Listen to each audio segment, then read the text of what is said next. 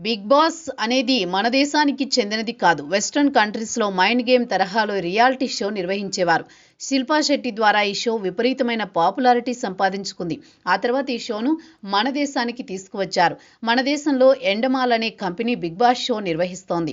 ప్రస్తుతం అనేక ప్రాంతీయ ఛానల్స్‌లో Bigg Boss show start group telecast చేస్తోంది. తెలుగు మాదిరిగానే ప్రస్తుతం తమిళంలో బిగ్ బాస్ షో నడుస్తోంది. బిగ్ బాస్ షో అనేది మైండ్ గేమ్‌కు సంబంధించింది. ఒక మనిషి ఎటువంటి సంబంధం లేని వ్యక్తుల మధ్య కొద్ది రోజుల పాటు ఎలా ఉంటాడు, తన భావోద్వేగాలు ఎలా నియంత్రించుకుంటాడు, ఇలా అనేక అంశాల ఆధారంగా షో నిర్వహిస్తూ ఉంటారు. అయితే కొన్ని సందర్భాలలో నిర్వాహకులు టాస్కులు ఇస్తూ ఉంటారు. వీటిని పూర్తి చిత్రంలో కంటెస్టెంట్లు అదుపు తప్పుతుంటారు, ఇష్టానుసారంగా వ్యవహరిస్తారు. అటువంటి సంఘటనే తమిళ బిగ్ బాస్లో చోటు చేసుకుంది. దానికి సంబంధించి వీడియోలు ఇప్పుడు సోషల్ మీడియాలో సంచలనం సృష్టిస్తున్నాయి.